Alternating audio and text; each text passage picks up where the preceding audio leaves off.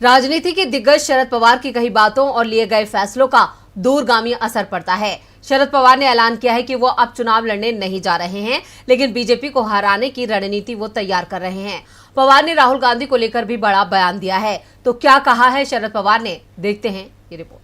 महाराष्ट्र में शिवसेना, कांग्रेस और एनसीपी का गठबंधन तैयार करने वाले शरद पवार अक्सर अपने राजनीतिक दांवपेचों से विरोधियों को मात देते हैं। उनके फैसले कई बार चौंकाने वाले साबित हुए हैं। जैसे कुछ दिनों पहले उन्होंने एनसीपी के अध्यक्ष पद से इस्तीफा देकर फिर अपना फैसला वापस ले लिया था। लेकिन उन 2-3 दिनों में महाराष्ट्र की सारी राजनीति पवार के इर्द गिर्द केंद्रित हो गई थी। यानी पवार अच्छे से जानते हैं कि कब कौन से पत्ते खोलने हैं। अब शरद पवार ने ऐलान किया है कि वो चुनाव नहीं लड़ेंगे, लेकिन उन्होंने बीजेपी को हराने के लिए रणनीति बना ली है। पवार ने कहा कि मैं जनता के सामने बीजेपी को एक व्यवहार विकल्प प्रदान करने के लिए सभी विपक्षी दलों को एक साथ लाने की कोशिश कर रहा हूं। आपको याद दिला दें कि नीतीश कुमार भी विपक्ष को साथ लाने में लगे हैं। वो देश के सभी नेताओं से मिल रहे हैं। इधर दिल्ली के सीएम केजरीवाल भी अब ममता और उद्धव ठाकरे से मिलने वाले हैं।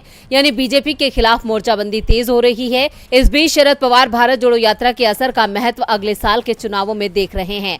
पवार का कहना है कि कर्नाटक चुनाव में कांग्रेस की जीत ने भारत जोड़ो यात्रा के असर को साबित किया है। जाहिर है 2024 के चुनावों पर भी इसका असर पड़ेगा। भारत जोड़ो यात्रा के 5 महीने पूरे होने पर एक सवाल के जवाब में शरद पवार ने कहा कि कर्नाटक विधानसभा चुनाव के नतीजों से राहुल गांधी की भारत जोड़ो यात्रा का असर साबित हो गया है। लेकिन उन्होंने आशंकाओं को भी दोहराया कि कर्नाटक के परिणामों के कारण आम चुनाव स्थगित होने की संभावना है।